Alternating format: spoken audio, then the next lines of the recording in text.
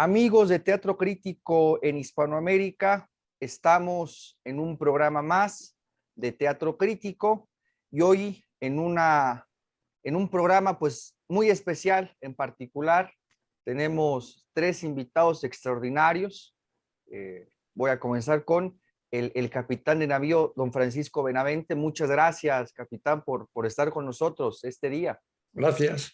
Sí, bueno, ya estoy retirado, pero sigo pensando como marino, efectivamente. Ni más ni menos, que es lo importante. Se dicen, supongo que en España igual, en el argot militar mexicano, en la horrorosa situación de retiro, ¿no? Sí. Un gusto, capitán, y muchas Efectivamente. gracias. Nos acompaña pues mi gran amigo, el profesor Marcelino Suárez. Muchas gracias, Marcelino, por estar con nosotros. Gracias a ti, Axel. Y desde luego, nuestro compañero también, Javier González Larrea, que hizo una exposición magnífica en torno al papel marítimo de España, ¿verdad? De España en los mares. Muchas gracias, Javier. ¿Cómo estás?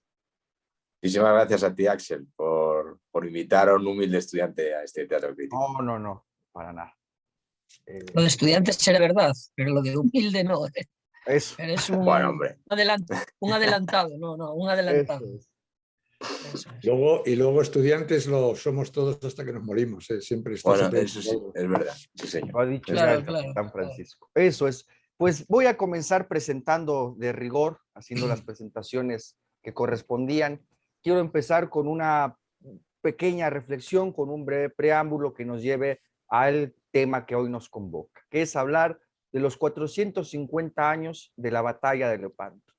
Esto en España, afortunadamente, tuvo pues una difusión, se hicieron ciertos actos, se hicieron artículos, presentaciones, exposiciones, recordando la trascendencia histórica y desde nuestra perspectiva actual que tuvo y tiene la batalla de Lepanto. Sin embargo, en Hispanoamérica, este tema es prácticamente totalmente obviado, totalmente ignorado, ni siquiera suena el nombre de Lepanto, ni siquiera se sabe que hubo una batalla, y eso en buena medida debido a la mala manera de que se enseña la necesaria asignatura que le han puesto por nombre en la historia universal. Se ve en el bachillerato en el primer año y poca cosa más. Y no se ve la trascendencia de este acontecimiento, de suerte que nos parecía a nosotros, desde nuestra perspectiva hispanoamericana, pensando también en nuestra audiencia hispanoamericana, la pertinencia de dedicar un programa a la batalla de Lepanto. De suerte que para nuestra audiencia vamos a dividir este programa en tres bloques. Y yo inicio con esta reflexión. Nuestro programa del día de hoy no pretende solamente ser una relatoría de hechos o una mera remembranza de corte más bien historiográfico. Se perfilará sobre todo en la perspectiva de la filosofía de la historia, de una filosofía de la historia. Es decir, este programa, antes que ser simplemente una relación de hechos, será ante todo un programa de filosofía de la historia. ¿En qué sentido? En las diferencias que cabe establecer entre la historia como una disciplina con un campo determinado y el campo de la filosofía de la historia o el ámbito de la filosofía de la historia, cuyo aspecto me parece a mí esencialmente diferenciador será el de la idea de imperio.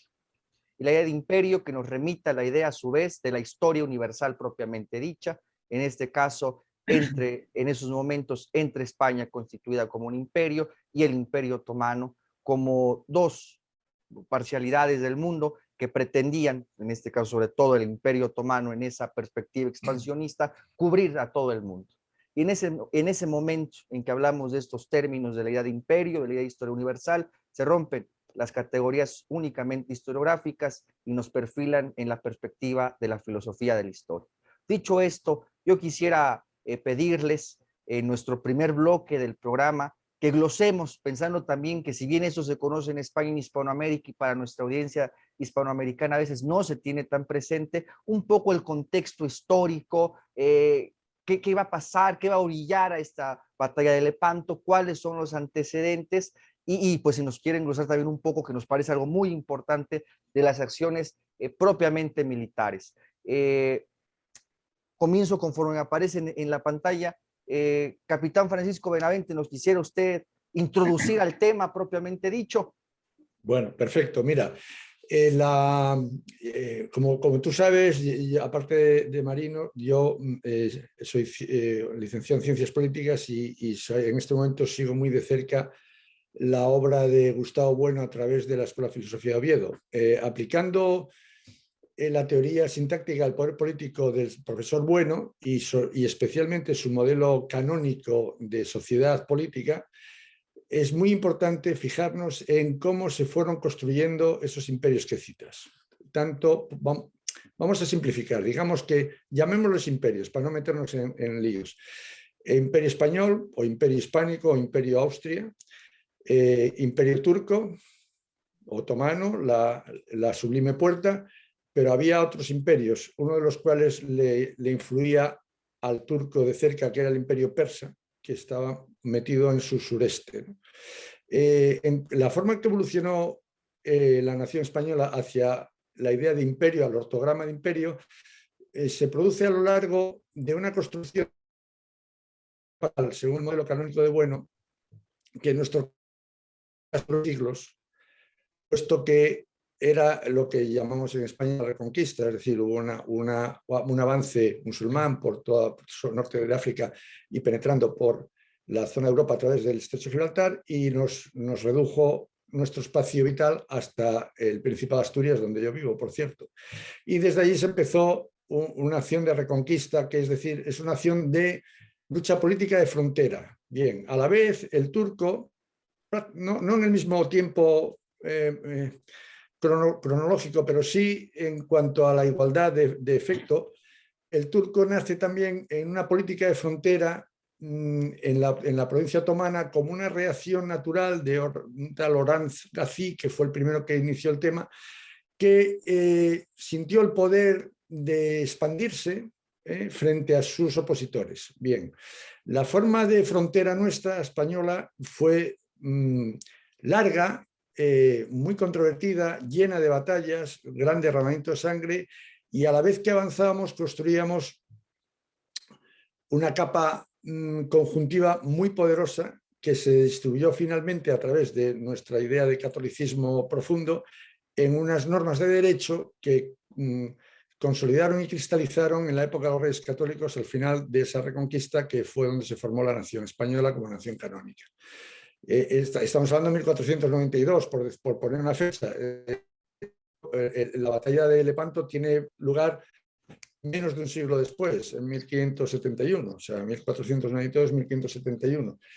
El turco en esas fechas había avanzado a su vez haciendo su esfuerzo de expansión territorial hacia la zona de Balcanes, metiéndose en Europa, más toda la zona del norte de África, apoyándose en unas técnicas y unas tácticas que les vinieron bien, pero así como lo nuestro fue una consolidación de batalla constante en frontera, el turco tuvo la suerte de que no tenía contradicción, no había dos poderes contradictorios, sino que él iba desarrollando un imperio más bien parasitario, es decir, hasta que tuvo una potencia claramente establecida sobre el territorio, fue muy, entre comillas, diplomático y conciliador. Cuando se vio con poder, su religión, que no es la nuestra, sino la musulmana, cuando te enfrentas a la acción de guerra, hay que tener consideración. Y ellos, por ejemplo, el turco no admite, el imperio turco, el sultán, en el caso ya de Solimán I, que fue justo el antecesor al que se enfrentó con nosotros en la batalla de Lepanto, no admitía ninguna relación de igualdad en las capas corticales con otra nación, por lo tanto el efecto diplomático tenía que ser de subordinación. Por lo tanto tenemos, ahí lo podemos clasificar de imperio depredador, y nosotros ya estamos bien clasificados hace mucho tiempo de imperio generador por la forma en que aplicábamos el derecho. Esas dos formas de entender el imperio fueron las que se encontraron y combatieron en Lepanto. Como introducción lo dejo así. Perfecto, muchas gracias.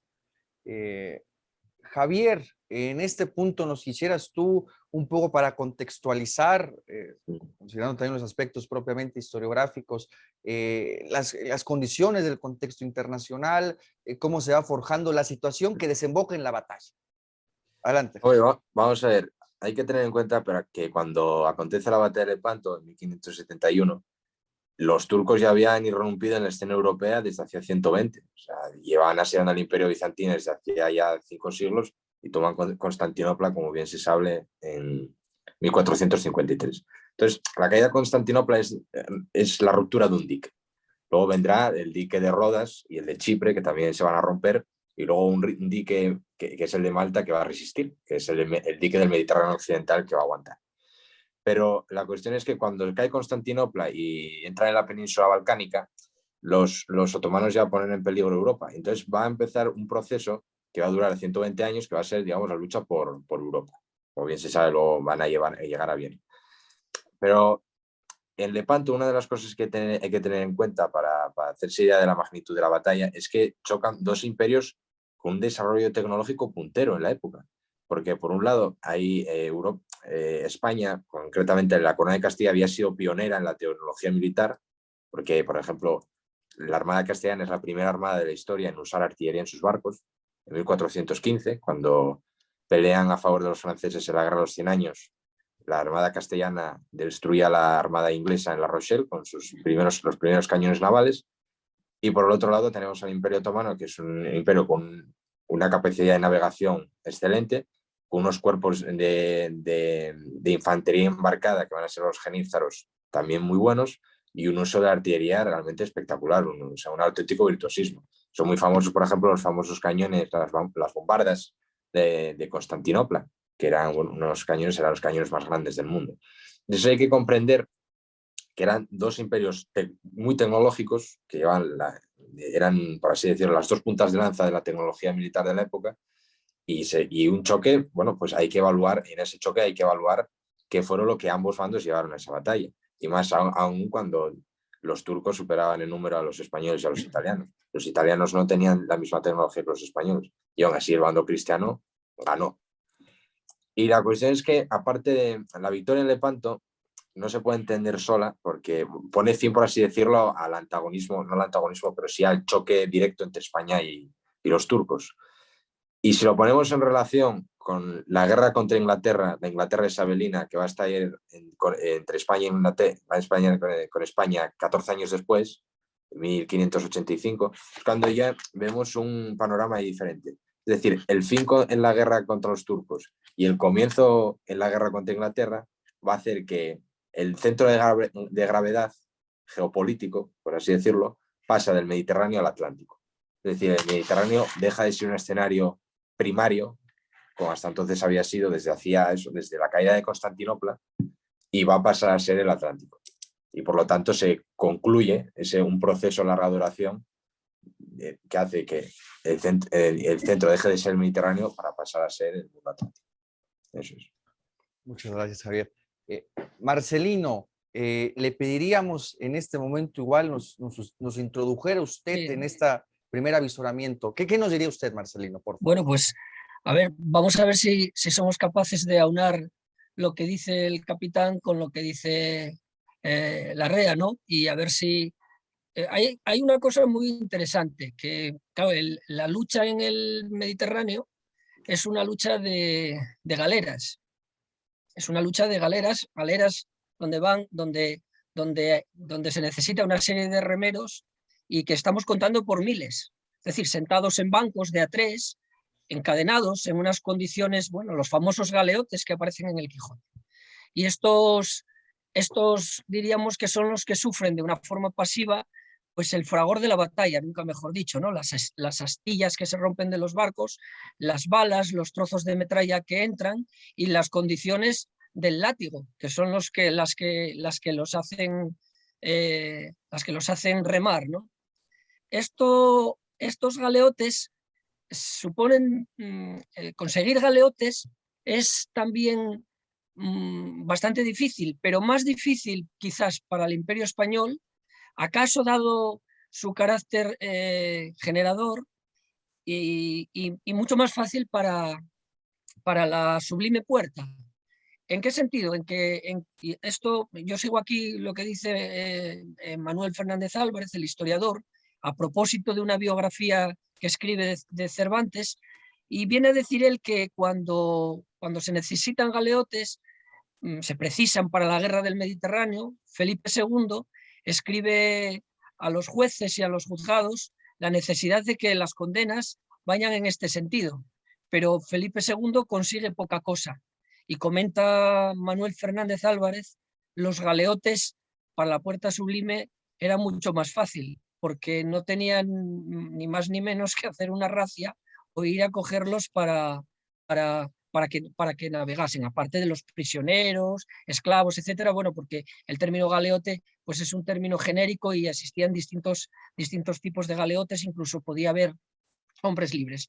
En todo caso, eso pondría esta luz, diríamos, de tipo militar, es decir, el hombre que rema en la galera, nos permitiría ver, en cierta manera, a la luz de lo que dice Fernández Álvarez, nos permitiría ver esa diferencia ya entre el imperio depredador y el imperio generador. Es decir, lo que dice el capitán, en España estaban funcionando unas leyes que venían de atrás y no cabía que acaso que Felipe II dijese vamos a coger aquí a los galeotes que nos interesa, pese a que se hable de la monarquía absoluta, etcétera.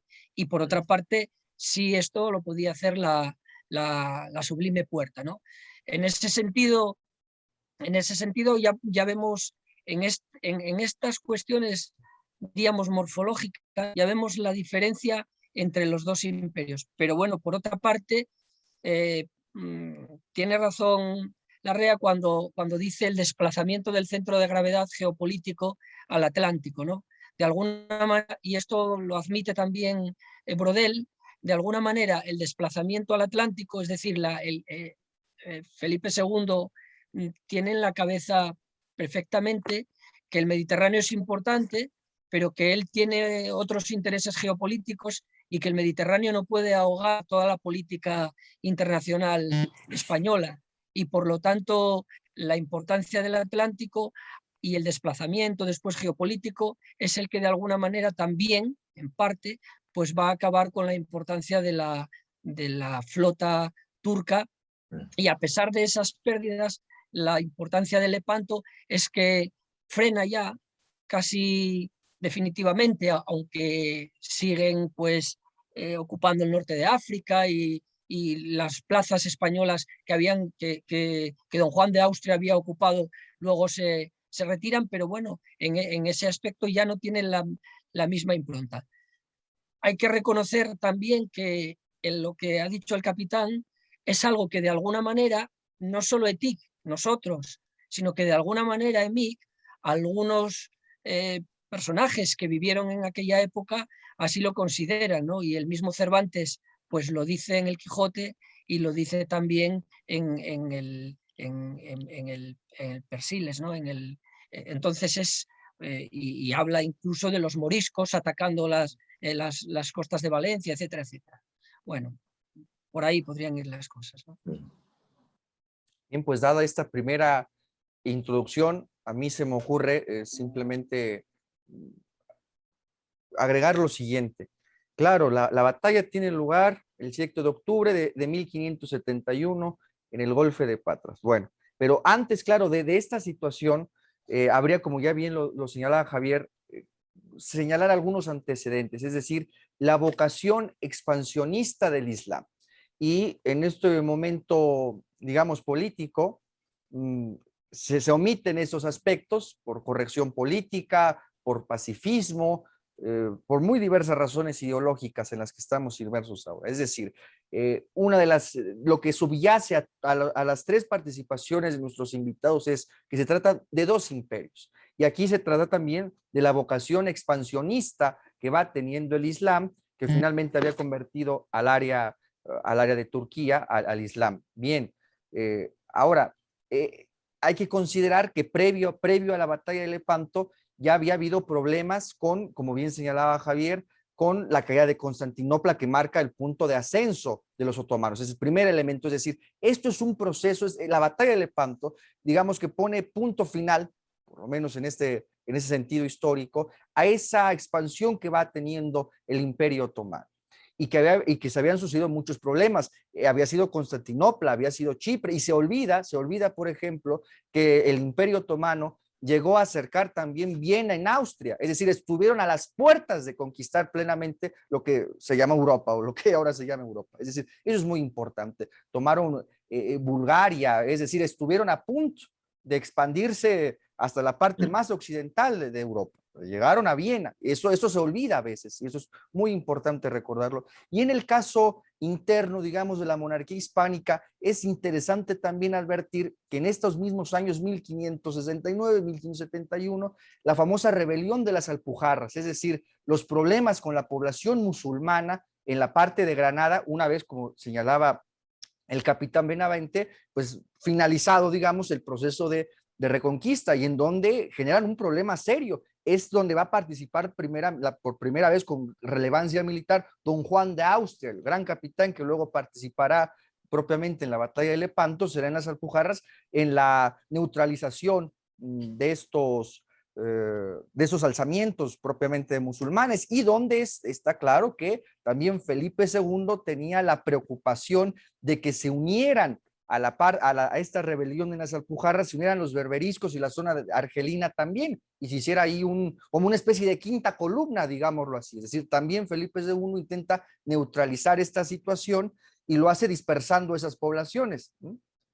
Por distintos pueblos y por poblados de España. Entonces, en este punto me parece interesante que esto es parte de este proceso de expansión que va teniendo el Imperio Otomano y que, bueno, toma en Lepanto un punto de quiebre. Yo quisiera ahora, para pasar al siguiente bloque, vamos de muy buen tiempo, para nuestro auditorio hispanoamericano, yo insisto en ello, un poco glosar las acciones militares, que me parece siempre interesante, me parece siempre rico de analizar, aunque sea brevemente, pero me parece de relevancia. Capitán, no sé si usted nos quisiera ayudar con esto, sí, por favor. Axel, Bueno, Axel, antes de... Sí, bueno, claro, si Marcelino, me permite, sí, díganos. sí. Solamente dos cosas. Claro que sí. Salir un poco también al paso de un conjunto de historiadores, sobre todo en España, porque es que hay que también, diríamos, pensar contra alguien, ¿no? Eso es. Y entonces que de un conjunto de historiadores que vienen a decir que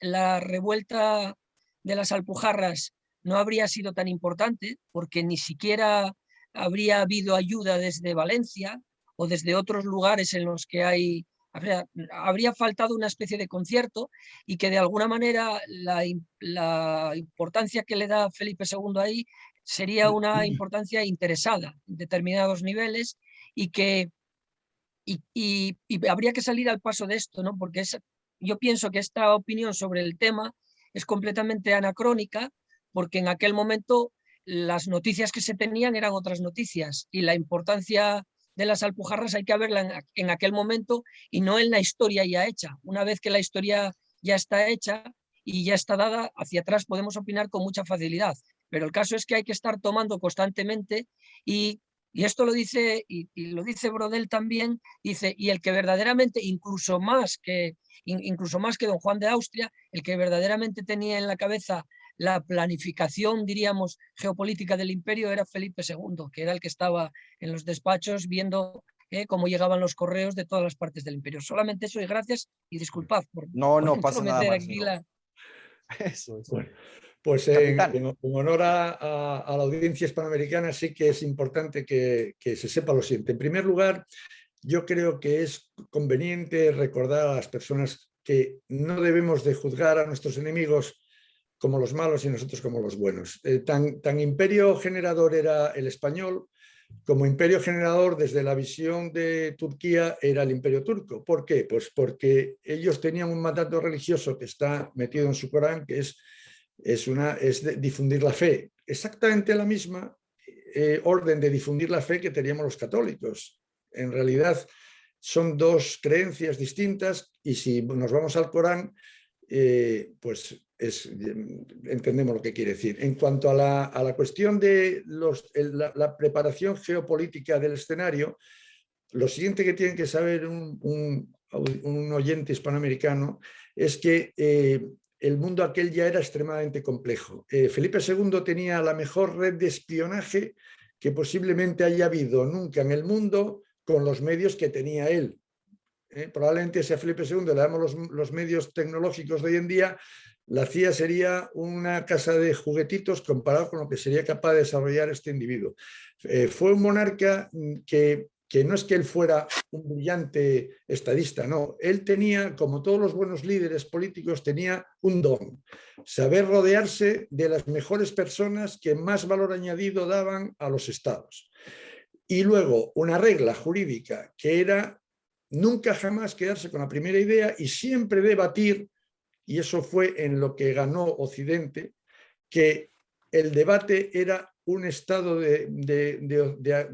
constante en las relaciones políticas internas de ese país. En ese contexto, lo de las Alpujarras se sabe perfectamente que fue una acción de desestabilización, porque de la misma manera que nosotros metíamos espías en Turquía y la desestabilizábamos, aun sabiendo que los espías que allí eran cazados automáticamente eran empalados, que era la forma de ejecución que hacían los turcos de aquellos tiempos, aquí ellos hacían las mismas acciones a través de los berberiscos de la zona de Argel, Orán, toda esta zona. Era un conflicto permanente que desemboca en 1571 en la batalla. Esos son los antecedentes. En cuanto a la batalla, es ya causa común entre todos los historiadores militares que fue la batalla naval más sangrienta de la historia de la humanidad. ¿Por qué? Porque no se luchaba, no era una batalla naval como podemos pensar ahora con nuestra mentalidad del siglo XX de a cañonazos. No, no, no. Era un enfrentamiento de infanterías sobre plataformas navales. Y de hecho, en Lepanto, hay muchos autores que lo dicen, se enfrentó la mejor infantería del mundo, que eran los genízaros turcos, contra la mejor infantería del mundo, que eran los tercios españoles.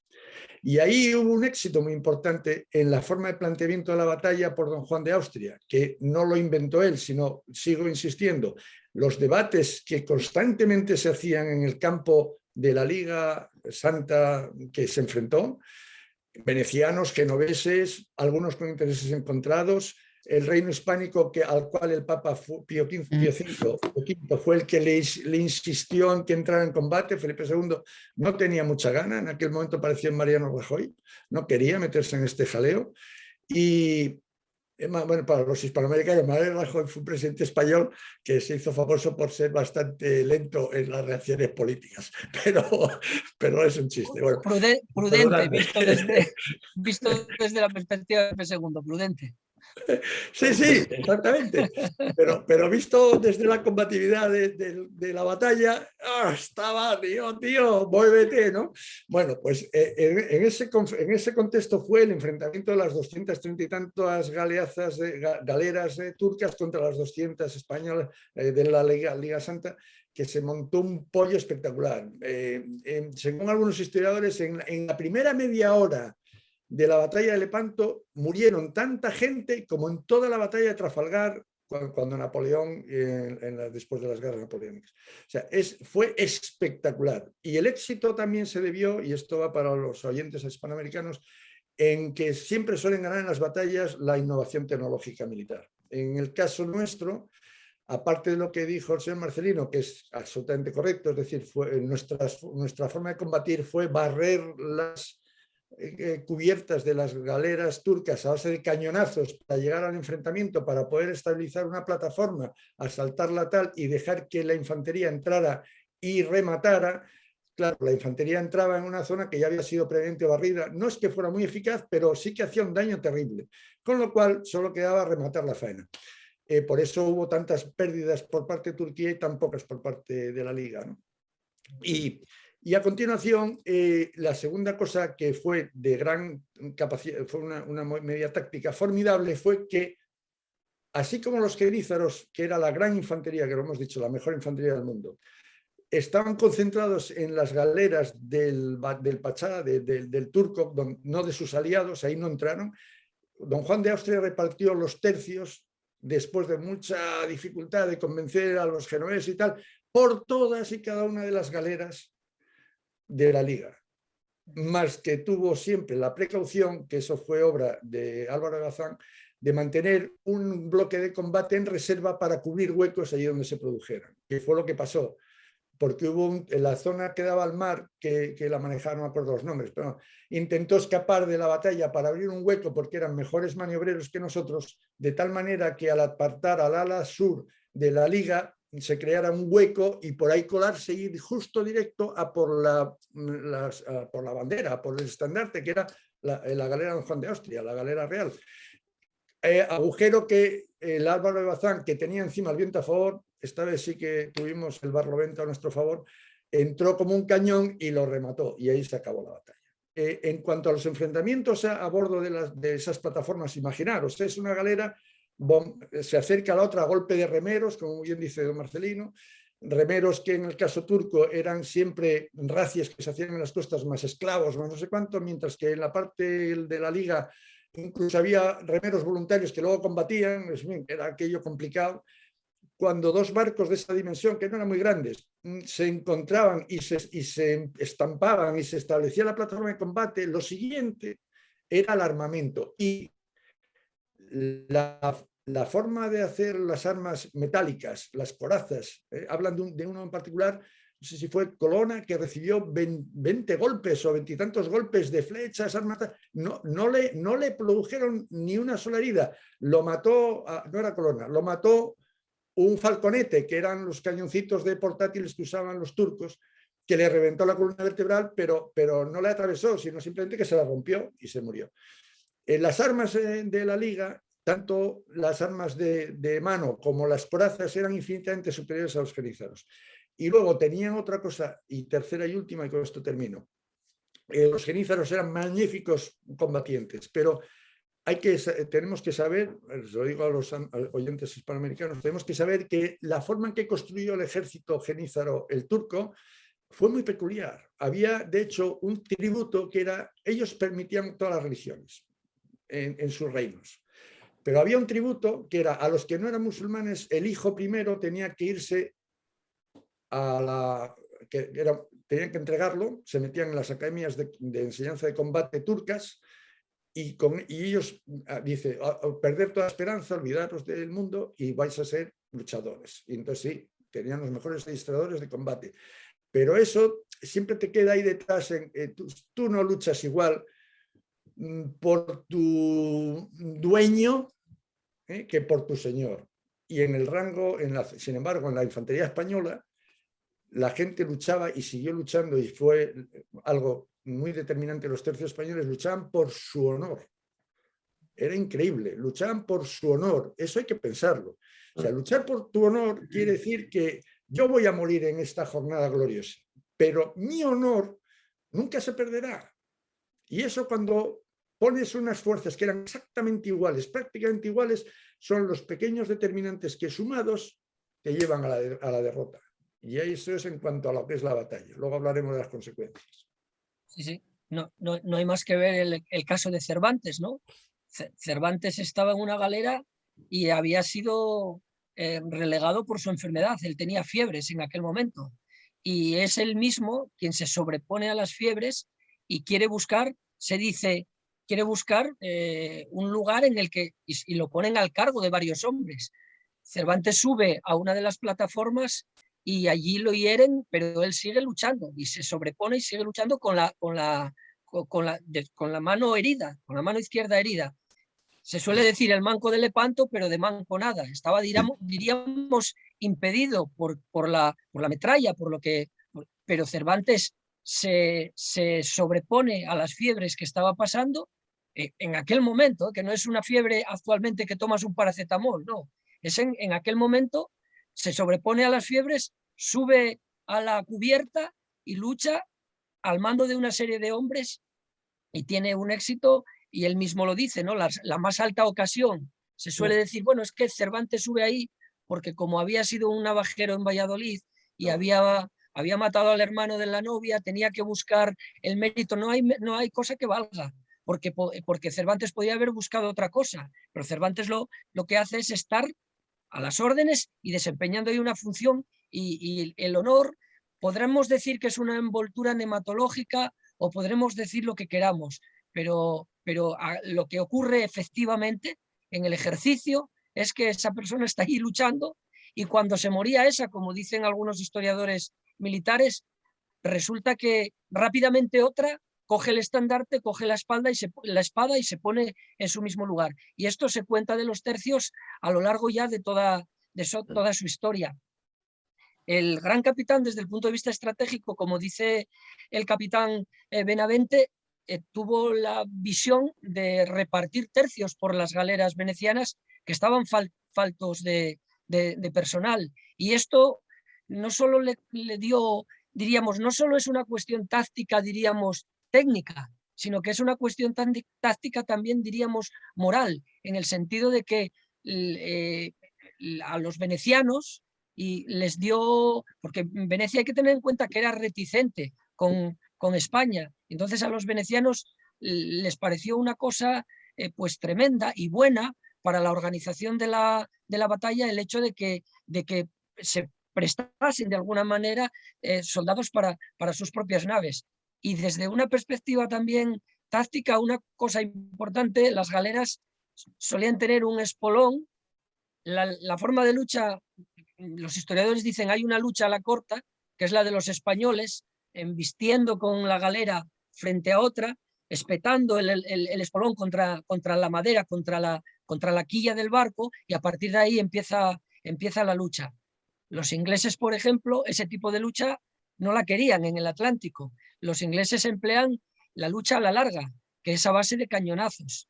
Y frente a los españoles no preferían el cuerpo a cuerpo, la lucha a la corta. Entonces, una de las cosas que hace el gran capitán es a algunas galeras quitarles ese espolón, de tal manera que hace que la galera esté más baja y que los disparos sean más efectivos en las galeras enemigas. Y eso fue también una de las decisiones felices desde el punto de vista táctico, ¿no? Creo yo, vamos, creo.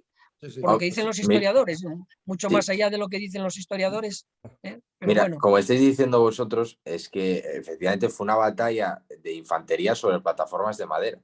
Pero es que, si nos fijamos, es que es igual que la batalla de Salamina entre los griegos y los persas. Es una batalla donde los griegos en inferioridad numérica ganan a los persas, pero porque hacen eso, hacen plataformas flotantes. Entonces la cosa es que hay una tradición naviera de 2000 años y esa tradición naviera se rompe cuando el eje geopolítico pasa al Atlántico, que es donde ya no hay naves con remos, sino naves mancas que son con cañones. Claro, ¿cuál es la cosa? Que España también era la mejor potencia en la navegación a vela en el Atlántico, por eso no le pasó nada, al contrario, sino salió ganando cuando abandonó el escenario mediterráneo. Y hay otra cosa, que es que el Imperio Otomano, incluso sus mejores élites militares, las sacaba de entre sus esclavos, porque muchos genízaros y muchos mamelucos eran descendientes de esclavos secuestrados, muchos de ellos cristianos. Entonces, al final, una de las ventajas del Imperio Otomano al final también es su talón de Aquiles. En las racias, cuando van a por esclavos, consiguen material humano, por así decirlo, para sus tropas. Y además es un elemento muy bueno porque las racias lo que hacen es aterrorizar a las poblaciones. Aquí, por ejemplo, en España tenemos la expresión no hay moros en la costa. No hay moros en la costa porque toda la costa que va desde Cataluña hasta casi el estrecho de Gibraltar era barrida todos los veranos por las flotas turcas y había que enviar contraataques para poder frenarlos. Y eso, bueno, se tuvo que hacer un perímetro de atalayas para poder avisar de los ataques. Esas racias lo que hacen es aterrorizar a las poblaciones y encima, bueno, tienen que huir todos los veranos y tener que abandonar ciudades enteras. De hecho, hay un caso muy, muy famoso. En 1554, todavía en época de Carlos V, hay una ciudad en Citadela, si no me equivoco, que es en Mallorca, que era una población de escasamente 5.000 habitantes. Los turcos la asaltaron y secuestraron a 1.500 personas, 1.500 de 5.000 habitantes. O sea, prácticamente esa población pues quedó barrida. Pero el problema es que si bien eso consigue alimentar el miedo a los otomanos, minar la moral de los cristianos y engrosar las filas de sus tropas, en la batalla de Lepanto, don Juan de Austria jugó muy bien sus cartas, porque una vez se produce el abordaje, hay diferentes divisiones de hombres. O sea, no es un solo grupo el que aborda una nave turca, sino que hay varios grupos. Y uno de esos grupos lo que se encarga es de bajar a la bodega donde están los remeros, romper sus cadenas y armarlos para subir arriba. Entonces, esos miles y miles y miles de esclavos liberados son los que van a decantar, uno de los factores que van a decantar la batalla a favor de los cristianos. Y el problema es que muchos son, así como no había remeros esclavos musulmanes en las galeras españolas, sí los había cristianos entre las turcas. Y eso, encima es que algunos de ellos incluso eran soldados de los tercios o bueno, o italianos también, que habían sido tomados en batallas anteriores. Por ejemplo, uno de los soldados que va a pelear en la batalla de Lepanto, bueno, oficiales, de hecho va a pelear con don Juan de Austria en la Real, va a estar a bordo de la Real, es Lope de Figueroa. Lope de Figueroa era maestre de campo, era comandante de un tercio, que además al final acabó teniendo su nombre, el tercio Lope de Figueroa, y había participado en la batalla de Hierba, en Túnez. Esa batalla es el primer intento de Felipe II de derrotar a los turcos, acaba en un desastre total y le capturan varios miles de soldados.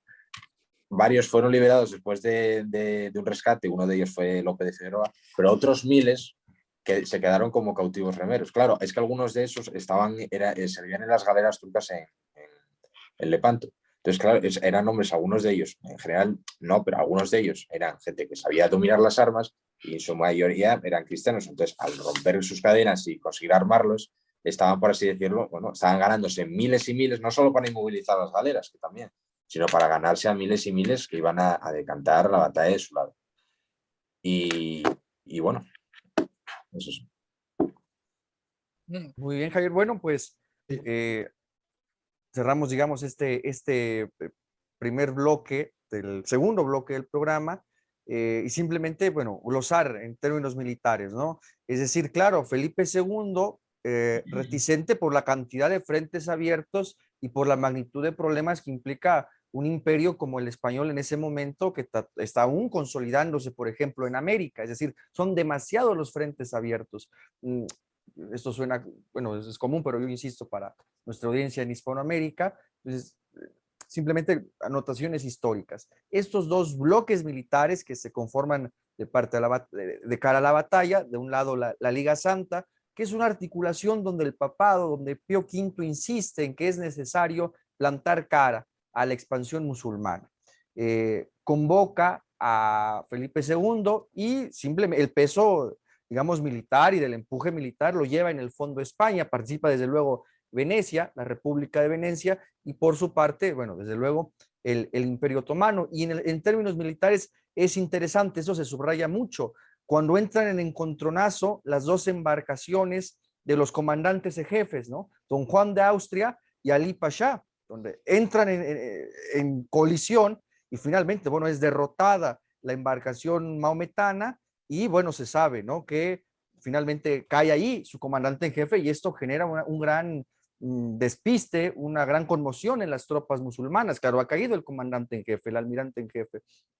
Por otra parte, es interesante a lo que hacía referencia hace un momento el capitán Benavente sobre en una de las alas que está cubriendo una de las embarcaciones venecianas, Ullah Ali, que también va a ser el comandante en jefe del ala izquierda de la armada, en este caso de la armada otomana, que casi cae en una especie de espacio que se genera en el movimiento de las embarcaciones, intenta tomar, digamos, por la espalda a las embarcaciones venecianas, pero entran los refuerzos españoles y finalmente la importancia de esto es que las tropas de Ullah Ali van a ser las últimas, las únicas que se van a poder salvar de la batalla con unas cuantas embarcaciones. Y luego, por cierto, Ullah Ali va a ser nombrado el almirante en jefe de la armada, que luego incluso se reconstruirá en términos del Imperio Otomano. Bueno, pues dicho esto, pasamos al siguiente punto de nuestro programa y yo quisiera ahora preguntarles a ustedes en torno a lo siguiente. ¿Cuáles fueron las consecuencias en términos de los imperios, en términos del conflicto entre estos dos imperios en el ámbito de la historia universal que va a tener consigo la batalla de Lepanto? Es decir, ¿qué consecuencias va a tener para el imperio español? ¿Qué consecuencias va a tener para el imperio otomano? Marcelino, empezamos ahora con usted. ¿Qué nos diría al respecto? Bueno, pues sí, claro, aquí hay un conjunto de historiadores. Podríamos empezar por Voltaire, ¿no? Quien se reía de que la batalla de Lepanto no había conseguido nada. Claro, efectivamente, el norte de África que ocupa don Juan de Austria, pues se vuelve a perder. Y Luchalí, ¿no? Ali o Luchalí, como se le llamaba Ali, ¿no? sí, en la época, tampoco consiguen capturarlo y incluso el soborno que intenta hacer Felipe II no consigue no consigue, ni siquiera después la segunda acción, que es intentar matarlo, que tampoco se consigue hacer. Esto eran operaciones típicas de la política internacional, del espionaje, es decir, lo que sigue estando hoy día sobre la mesa, ¿no? Entonces, Voltaire dice que no se consiguió nada. Sin embargo, otros historiadores, y en concreto diríamos el connacional de Voltaire, que es Brodel, pues critica claramente a Voltaire, ¿no? Y lo que dice es que, entre otras cosas, pues se consiguió quitar ese miedo, el mito de la flota turca, ¿no?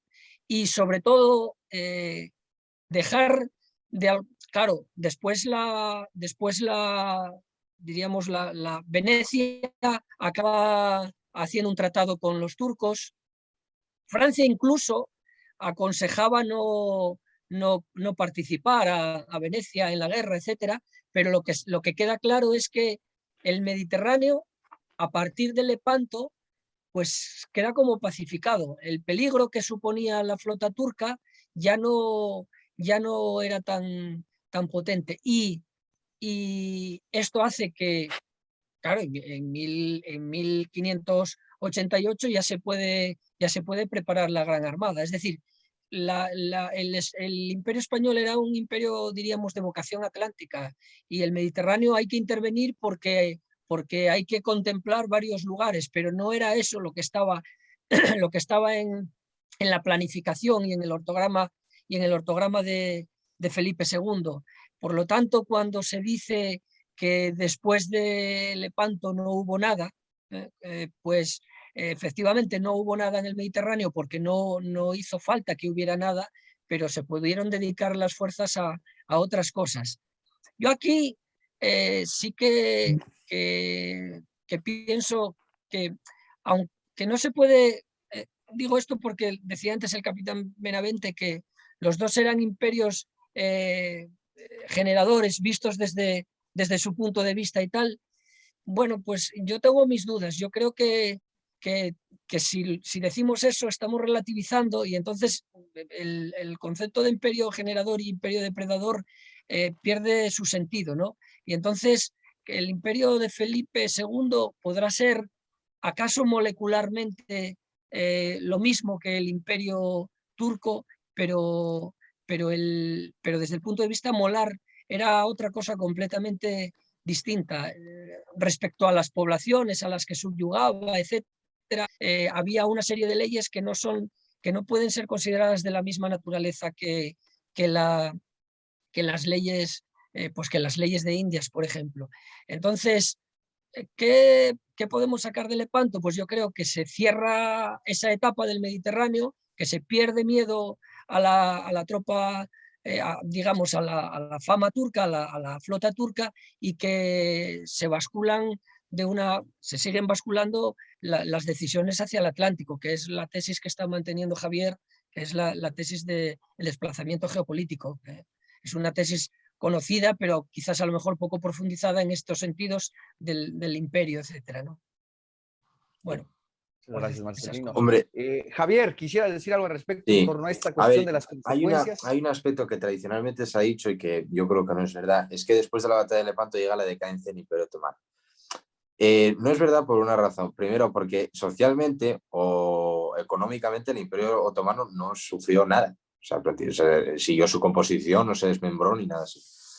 Sí podríamos hablar militarmente. Evidentemente es un gran golpe para el Imperio Otomano militarmente, pero no hay que olvidar que escasamente 40 años después, cuando ya efectivamente el Mediterráneo ya no tiene la importancia que tiene, pero es que el Felipe III tiene que enviar al duque de Osuna para hacer una campaña contra los turcos, porque los turcos estaban rearmando su flota y estaban volviendo a ser un peligro. El duque de Osuna hace una de las mayores campañas navales de la historia, para mí, o sea, hace un rosario de victorias españolas en el Mediterráneo espectacular, pero bueno, habla bien de cómo el Imperio Otomano ya se estaba reponiendo. Y unas décadas después es cuando tiene lugar el segundo asedio de Viena, que no es tan famoso, pero es importante, en 1680, que es cuando los turcos rearman otra vez su ejército y vuelven a Viena, vuelven a ser derrotados.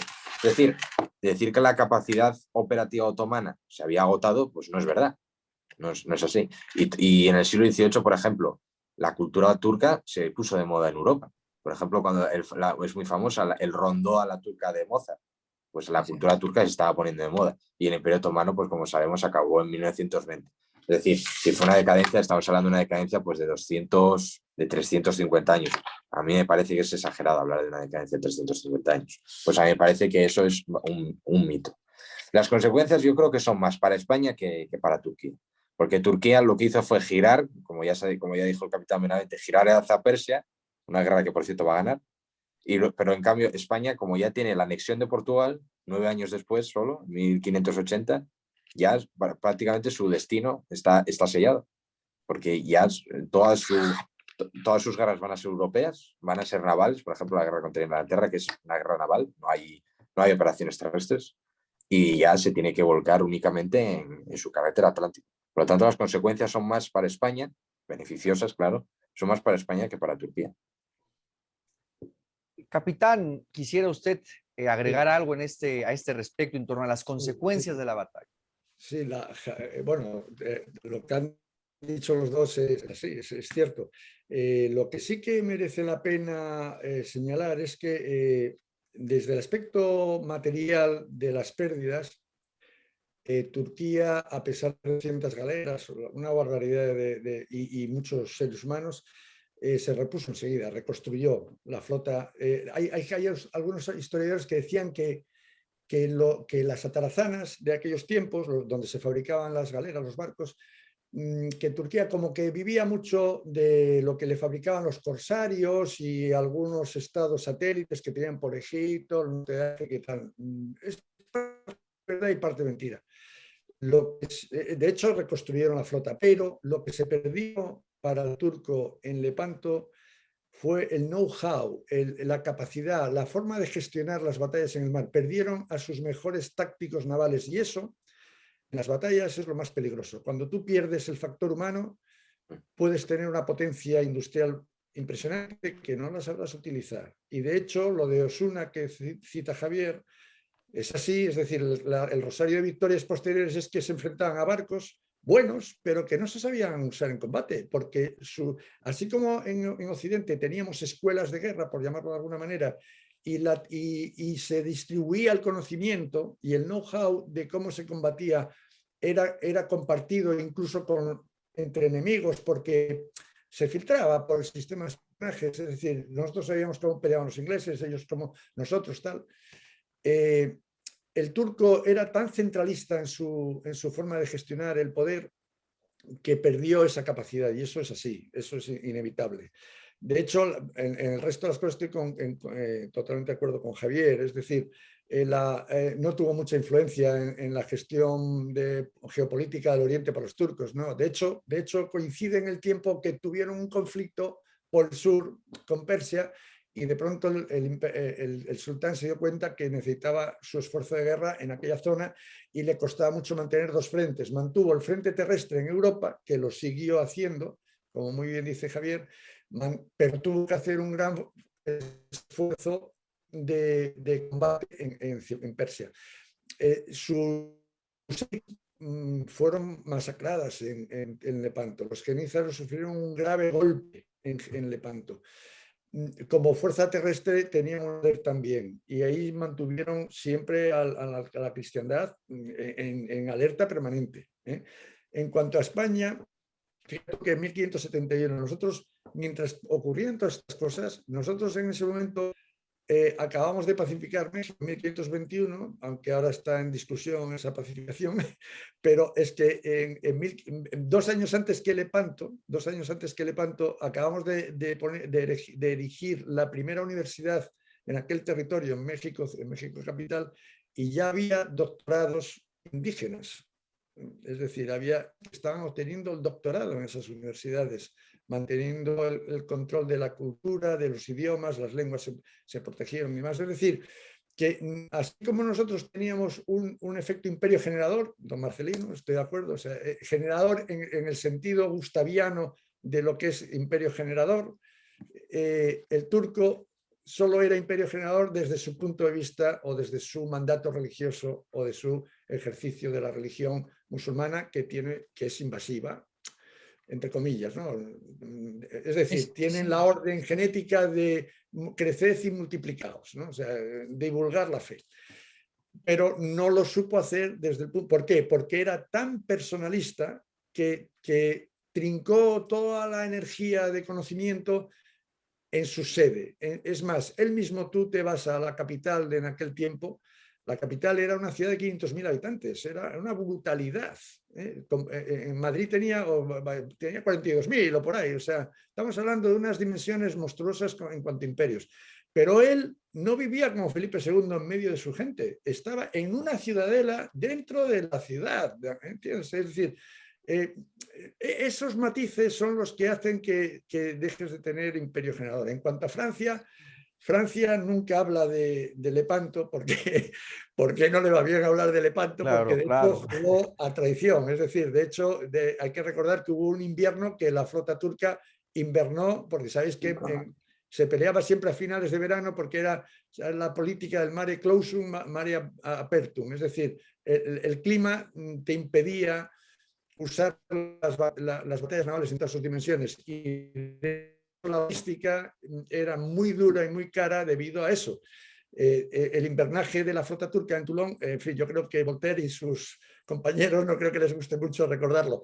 De hecho, no lo hacía porque fuera un traidor a la cristiandad, no, tampoco. Lo hacía porque era enemigo de España y habían tenido las suyas muy gordas entre Carlos I y Francisco I, o sea, entre Carlos I de España, V Alemania y Francisco I, y seguían con Felipe II y seguimos con ellos también.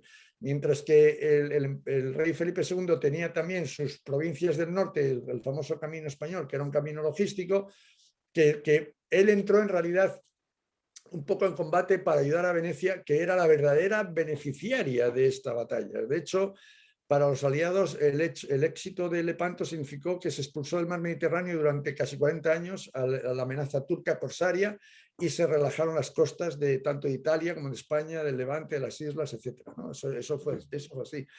Y en ese sentido sí que fue un cisne negro para el Imperio Otomano. Fue llamamos cisne negros a esos actos que parecía que no tenían por qué pasar y pasaron. Y aunque pasaron, creíamos que no iban a tener importancia, pero se concatenaron unas circunstancias, como por ejemplo la pérdida de sus tácticos navales, que al final te lleva a una situación de repliegue y de irte a ser imperio terrestre y dejar, ya nunca más se habló del imperio marítimo turco, ¿no? Eso es así. Claro, la ventaja que tuvimos en esta cuestión, pues fue que nos quedamos con tranquilidad para poder entrar hacia el esfuerzo atlántico, que fue lo que marcó posteriormente el desarrollo histórico de los acontecimientos. Ya luego tuvimos niveles bastante peores que el turco realmente, pero en fin. Pues yo creo que ahí queda muy cuadradita la cosa, ¿no? Muy bien, bueno, pues hemos llegado terminado el segundo bloque de nuestro programa y yo quisiera ahora tal vez conectarlo directamente con nuestro presente, porque me parece que tiene pertinencia, me parece que no sería demasiado, no sería un exceso llevarlo a traer las consecuencias o las implicaciones en el ámbito de la filosofía de la historia a nuestro presente este tema de la batalla de Lepanto. Es curioso advertir, antes de introducir el tercer y último bloque, cómo de pronto se habla de Occidente. Es decir, el Occidente en Lepanto vence a los musulmanes. Y bueno, ese Occidente que se asume como una especie, digámoslo así, de una totalidad atributiva, pues es bastante confuso. Y en este caso hay que decirlo, que el peso de la batalla y el peso político, militar, estratégico lo lleva España. ¿Sí? Indudablemente se trata de una victoria de la monarquía hispánica y eso se intenta siempre, y eso en Hispanoamérica es muy presente, siempre se intenta minimizar el papel de España en la historia universal. Siempre se intenta, siempre se pretende hacer así. Y yo creo que aquí, antes de que hablar de Occidente, como se hace, ya no hablan de cristiandad, porque ya eso les parece muy añejo, ya les parece demasiado dante, ¿no? La cristiandad, ¿no? Pero el papel de España aquí es determinante, me parece, ¿no? Entonces, en algunas notas, la prensa que por aquí lo trató de comentar, bueno, era el occidente, para siempre omitir bajo esa totalidad atributiva los cortes que a su vez hay en occidente y las diferenciaciones que hay al interior de lo que se habla de occidente, y es el papel de España. Yo quiero participar un poco más extenso para darles la palabra a ustedes. Me parece que si bien es evidente que la batalla de Lepanto no representa un punto final al Imperio Otomano, es evidente, va a resistir varios siglos más hasta la Primera Guerra Mundial, sí que va a determinar limitar ese expansionismo, sobre todo en la parte del Mediterráneo. Me parece que si bien para España el Mediterráneo oriental no estaba entre sus prioridades, sí que va a representar un momento, un corte a esa expansión que había tenido el Imperio Otomano pese a sus intentos progresivos. Y prueba de esa vocación expansionista del Islam, bueno, son los siguientes asedios a Hungría, comunes, nuevamente a Austria, es decir, está latente esa vocación de expansión del Islam y sin duda que Lepanto va a significar un corte, un momento de detención en ese proceso expansionista. Y bueno, de ahí me parece que no va a tener gran iniciativa militar, salvo en la cuestión nuevamente en los asedios de Viena, hasta la Primera Guerra Mundial, y que me parece, ahí sí es cuando se resquebraja por completo. Es decir, ahí está la importancia, yo diría, secular, ¿no? Secular de la batalla de Lepanto, en sus debidas proporciones, pero me parece que hay consecuencias seculares de cara a la estructura del Imperio Otomano. Ahora, en estos momentos de Europa, en esos momentos en España también, es sin duda ligado el tema del Islam al ligarlo al tema de la inmigración, que me parece importante. En este conflicto, yo insisto, en este conflicto entre imperios, entre la vocación al menos de estas plataformas continentales, ¿no? Aquí viene el otro concepto que me parece interesante de las plataformas continentales, interesante tocarlo a este caso, y que sin duda la plataforma continental musulmana, siempre agitada, pero que nunca pierde en sus distintos sectores, aunque es muy plural y es muy diversa, esa vocación expansionista. El término, por ejemplo, de yihad se usó en la prensa a partir de lo del Estado Islámico, pero muchos ignoran que el término es secular, del siglo VII, VIII. Entonces, quiero comentar en este caso también esta importante referencia, ¿no? El libro del yihad de Averroes, en una edición de la Fundación Gustavo Bueno, ¿no? Del proyecto Filosofía en Español, que me parece interesante tener, es decir, que esto viene de atrás, no son términos modernos, y frente a esta, digamos, vocación expansionista, ¿cómo evaluarían ustedes la situación en Europa, por ejemplo, en España, en Francia, y desde luego, sin que esto se nos pueda acusar de islamofobia, como ahora es el término actual, sino de consecuencias políticas, geopolíticas que están actualmente? Y yo cierro con esos dos temas. Por un lado tenemos la situación de esta expansión musulmana por Europa, por la vía migratoria, que no están en posición alguna de adaptarse o de ceder, sino todo lo contrario. Y por la otra parte, los acontecimientos recientes en Afganistán, que me parece tiene relación en cuanto a plataforma continental secular que representa el Islam, en donde nuevamente se ve las partes más radicalizadas del Islam. Yo me detengo aquí, quisiera comenzar ahora con Marcelino. ¿Usted qué diría al respecto, Marcelino, en esta relación? ¿Qué diría usted? Comencemos por Afganistán, que nos queda más lejos y luego ya venimos en dirección oeste hacia España, ¿no?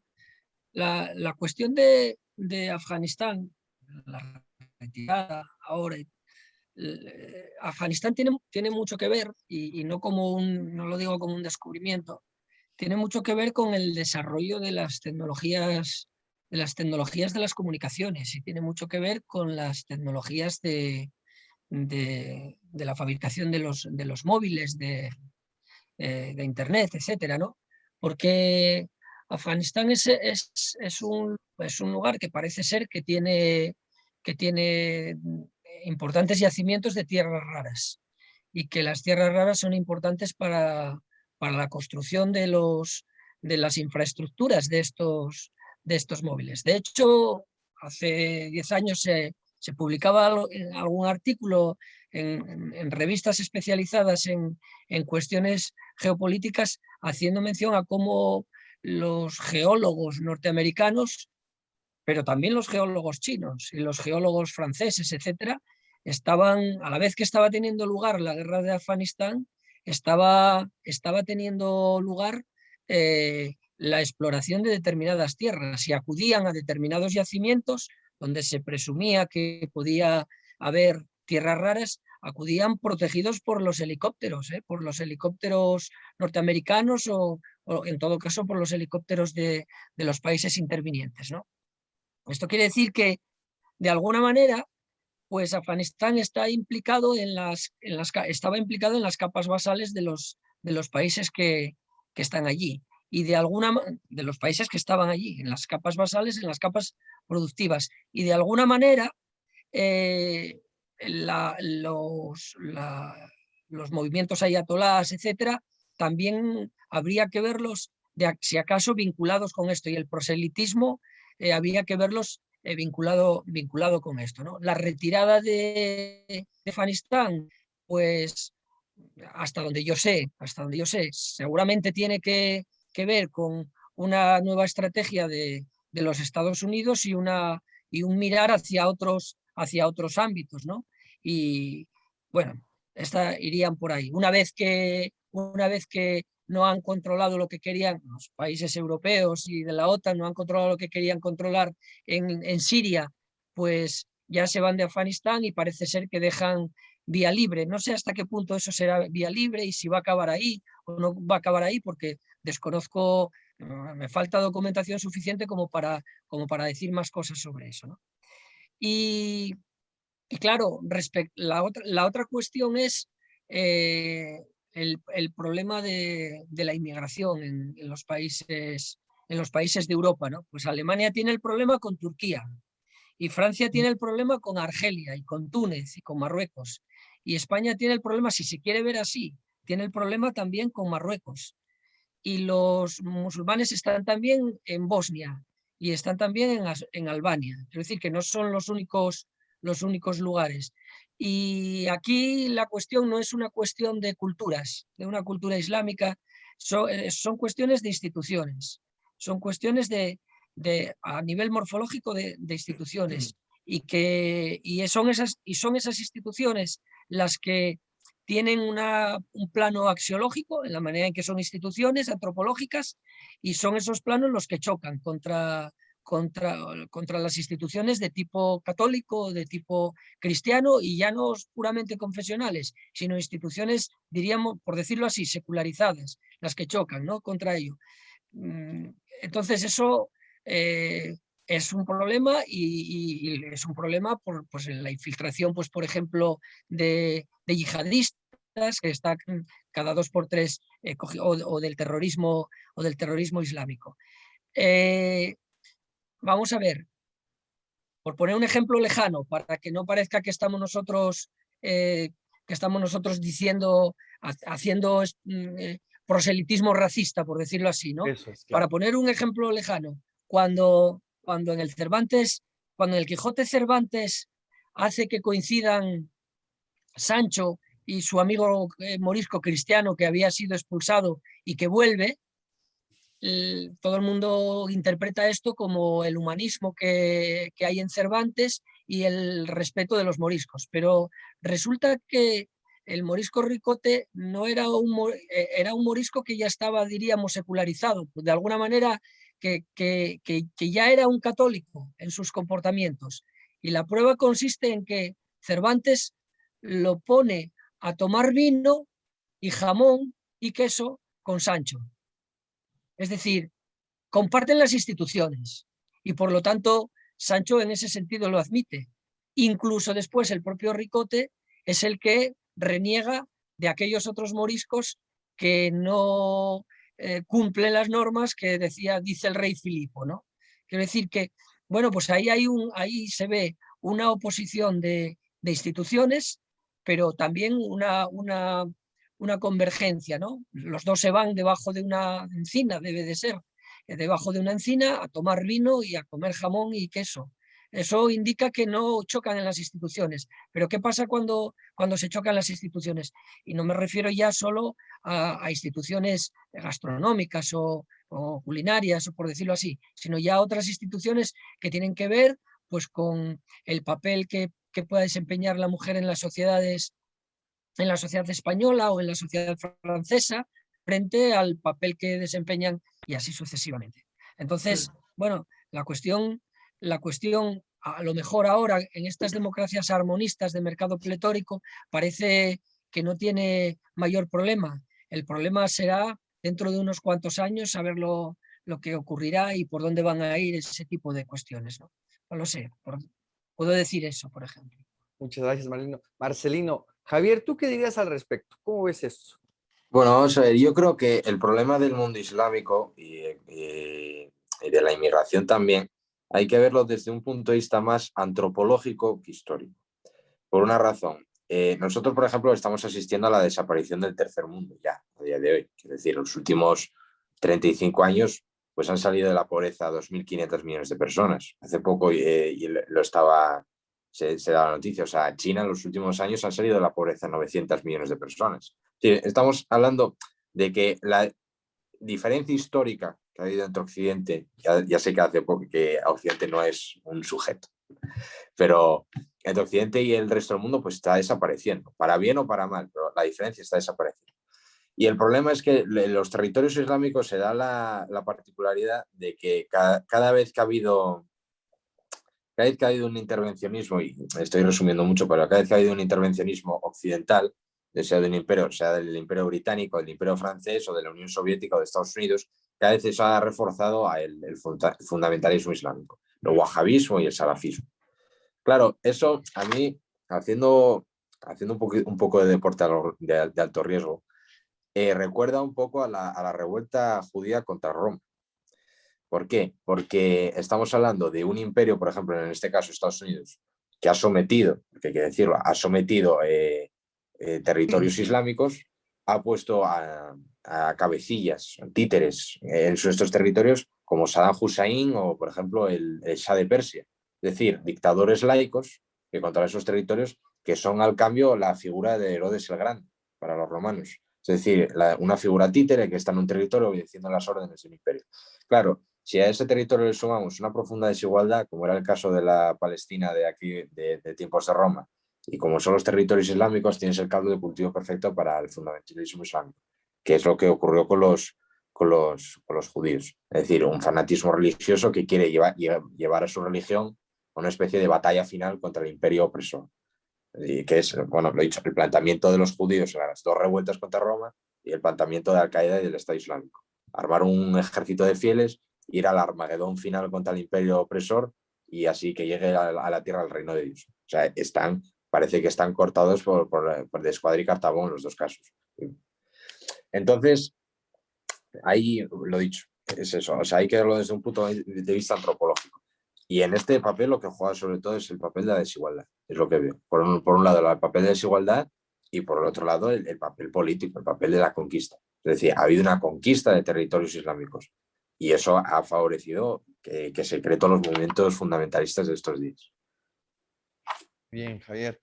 Capitán, ¿usted nos quisiera comentar algo al respecto en torno a esa situación actual del ámbito islámico, esta situación del expansionismo? ¿Usted qué nos diría al respecto, capitán? ¿Cómo ve usted esto? Bueno, ya hemos tocado de refilón que algo de parte tuvo la religión en el combate de Trafalgar, ¿no? Entonces, como muy bien dice Javier, bajemos al espacio antropológico, porque yo como buen nauta, si me voy a meter en mares turbulentos, preciso de una buena carta de navegación y si es posible un par de brújulas o tres, porque siempre alguna se acaba rompiendo. Entonces, si hablamos del espacio antropológico, que es donde se generan las religiones, tenemos que saber que ahí estamos hablando de un espacio donde el hombre, el humano, lo humano, solo existe en el contexto de otras cosas, de otras entidades que no son antropológicas. Está rodeado de circunstancias y acontecimientos que le van a marcar su devenir. Y para eso necesitamos ejes, carta de navegación. Entonces, si cogemos a Hegel o el materialismo histórico o incluso el materialismo cultural, nos presentan siempre dos ejes, es el mundo moderno, digamos, lo acabas de mencionar, Javier, por encima, es dos ejes, hombre y naturaleza. Coño, han extirpado a Dios. Dice, no nos metamos en si Dios existe o deja de existir. Usemos los ejes. Dos ejes, hombre y naturaleza. ¿Nos vale para interpretar el mundo real? No, porque estamos hablando del Islam. El Islam habla de un Dios. Por eso me encanta, en esa escala de ejes y de formas de navegar, ya tenemos la metafísica aristotélica y su gran heredera, la metafísica cristiana, que establece tres ejes. El hombre con la naturaleza y el hombre con Dios. Lo siento por Hegel y sus compinches, el hombre con Dios, porque de hecho está presente todos los días, no sea el nuestro, el del otro, el de más allá o ninguno, pero está. Y ahí viene el gran salto a la escuela de Gustavo Bueno, que es el materialismo filosófico, que invito a toda la audiencia hispanoamericana que por favor lean algo sobre esto porque van a flipar de la perfecta carta de navegación y perfecto marcador de rumbos para navegar por aguas procelosas. Tres ejes, circular, radial y angular. ¿Cómo? Perdón. Dice, sí, es que ahora os lo voy a explicar. Claro, entonces él dice, el hombre con el hombre, dice, sí, circular. Son relaciones esenciales, formales y estructurales que se relacionan entre los hombres con los hombres en todo tipo de relaciones humanas. Dejémoslo ahí. Bien, el radial. ¿No decía usted que había en la metafísica aristotélica al hombre con la naturaleza? Bien, pues el radial. El radial es las relaciones que están desprovistas de todo género de inteligencia, relaciones con la masa, con los campos, con los tierras. Y por último, el angular. Y el angular es las relaciones con lo nombre, no naturaleza, y ahí entra el Dios, lo luminoso, lo no luminoso, lo no divino, temor, amistad, sensaciones, psicología, etc. Esos tres ejes, dichos así, parece que no sirven para nada, pero es que el modelo canónico de sistema político de Bueno usa esos tres ejes para desarrollar el entrecruce de las ramas del poder con las capas de la sociedad. Y son tres, que son poder estructurativo, determinativo y poder operativo. Y eso está en todas partes. En todos sitios donde hay hombres hay esos tres poderes. Y las capas las desarrolla él a través de esos ejes. Y entonces te dice, hay una capa conjuntiva que se desarrolla sobre el eje circular, que hemos dicho que es las relaciones del hombre con el hombre. Y hay una capa basal que se desarrolla en la relación del núcleo de la sociedad política cuando se desarrolla sobre el eje radial, es relaciones del hombre con lo material. Y hay otro entrecruce que es la capa cortical, que es el desarrollo del núcleo político sobre el eje angular. Y el eje angular no era donde nos relacionamos con los dioses o con lo nona. Dice, pues sí, pero fíjate qué casualidad, la capa cortical es la que se desarrolla precisamente en el conflicto de imperios, en el conflicto de naciones, en el entrecruce de poderes políticos. Qué curioso. De hecho, la fase estatal del desarrollo humano, cuando surgen los estados, es cuando las sociedades políticas son capaces de desarrollar capas corticales que son frontera, poder militar, poder federativo y poder diplomático. Fíjate tú qué importante es eso. En el caso de que hemos hablado de la batalla de Lepanto, el poder federativo turco, lo hemos visto cómo se relacionaba a través de negociaciones con Francia. Venecia actuaba a través de negociaciones para que Pío V le complicara la vida a Felipe II, le metieran el follón, tal, el otro que tal. El poder militar, ya hemos hablado de él, nos hemos enfrentado, hemos visto los resultados, y queda el poder diplomático. Y el poder diplomático también lo vemos así. Y ahora vamos al mundo moderno. Con estos ejes de navegación vayamos al mundo moderno. ¿Qué pasa con el Islam en el mundo moderno? Dice, te puede quedar la tentación de decir, ¿es motor o es herramienta? Es decir, una relación del eje angular, ¿es motor de la sociedad o es herramienta?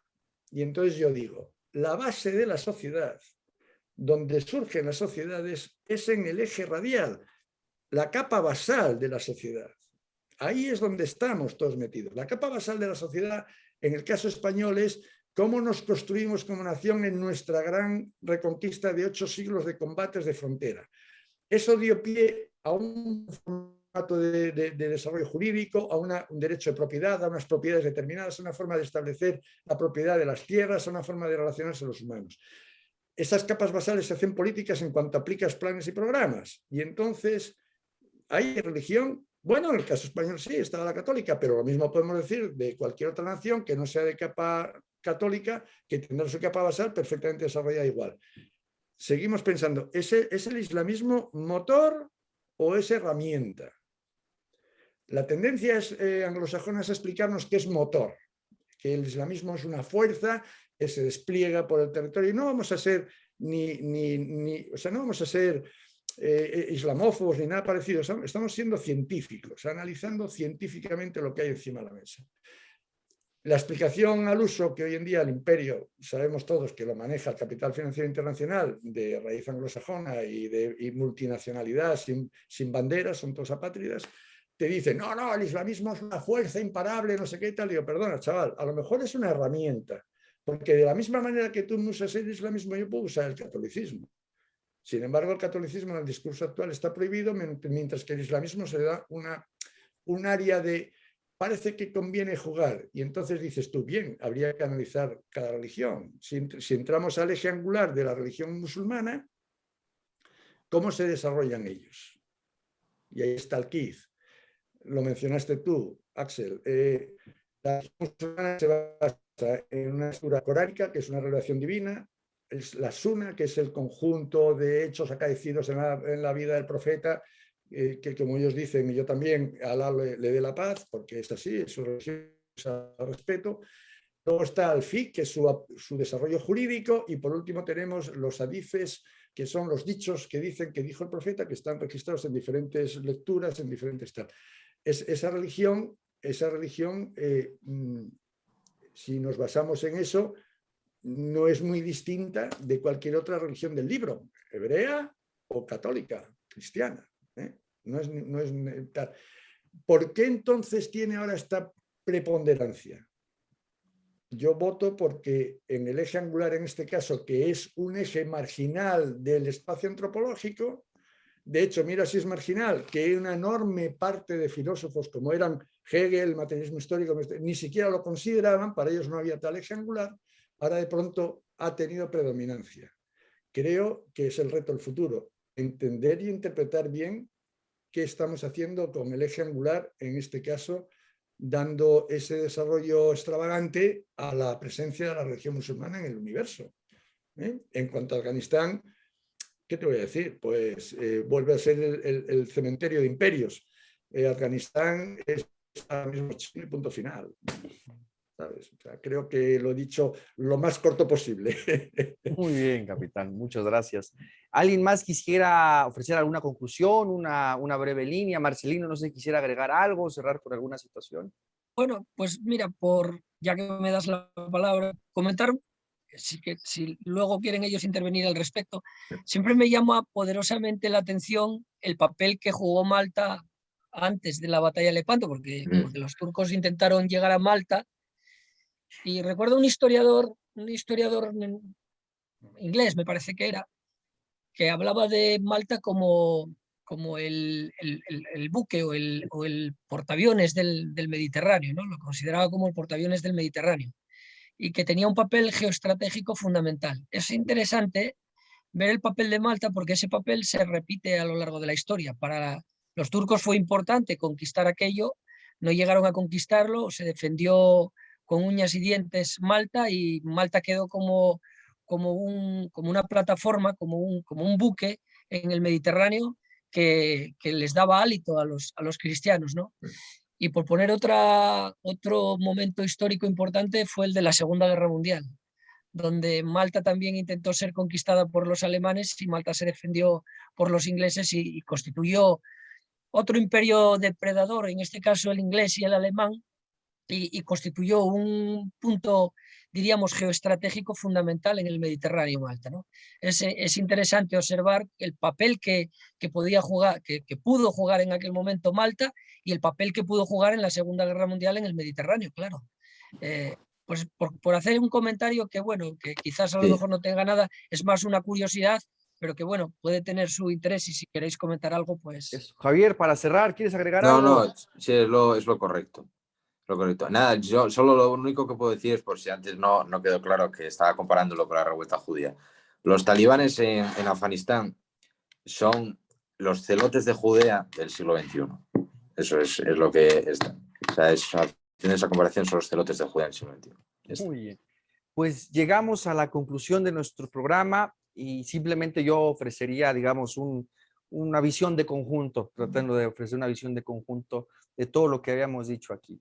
En primer lugar, la pertinencia del programa de tratar un asunto tan relevante en el contexto de la historia universal, insistimos, ya no solamente de una relatoría histórica, sino en el plano de dos plataformas que se enfrentaron, dos plataformas continentales de duración secular, de tradición secular, que persisten hasta la fecha, en el caso con mucha claridad de la plataforma continental musulmana, que entró en ese choque de trenes, en ese choque de imperios que fue la batalla de Lepanto y que sin duda alguna representó un momento de dique, de contención a la expansión otomana, aunque desde luego intentara proseguir y se desbaratara en la Primera Guerra Mundial.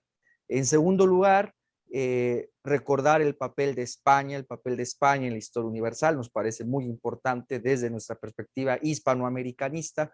Y en tercer lugar, justificar la introducción del último tema que comentamos aquí de manera muy acotada, de la inmigración del Islam y de la cuestión de Afganistán relacionado a la batalla de Lepanto. ¿Qué justificaría o cuál parecería acaso que fueran dos temas que se conjuntan sin relación alguna? Yo creo que se puede justificar esa introducción que hacíamos, introducir este tema de la siguiente manera, que evidentemente la plataforma continental islámica no conforma un Estado nacional único, mucho menos nacional, no conforma un Estado único, pero sí una plataforma con rasgos comunes y cuyo uno de los rasgos importantes es esa situación de expansionismo. Se ha olvidado, por ejemplo, que en el contexto del año 2000 se habló, por ejemplo, desde las insurrecciones musulmanas de hablar de reconquistar al Andalus, refiriéndose a España. No parece que se olvida a veces, refiriéndose a España como al Andalus. Es decir, esa situación de expansionismo me parece sigue presente en nuestro momento. Ahora, respecto, ¿por qué relacionarlo con Afganistán, por ejemplo? Bueno, porque es una ala del islamismo radical y expansionista también, esto no se puede omitir. Y yo retomo el argumento que decía Marcelino, el tema de las instituciones. Son instituciones, las del mundo católico cristiano en general, aun con sus diferencias, contradicciones que surgen irremisiblemente con las instituciones del Islam. A mí me da, por ejemplo, un poco de gracia en el peor de los sentidos en el ambiente progresista, ideológico progresista, porque con el tema, por ejemplo, de los talibanes y el tema del feminismo, es decir, son feministas, pero también son del relativismo cultural. Entonces se les genera una contradicción que no pueden solventar en términos ideológicos, ni siquiera en términos doctrinales, porque no lo tienen. Entonces esas contradicciones que surgen.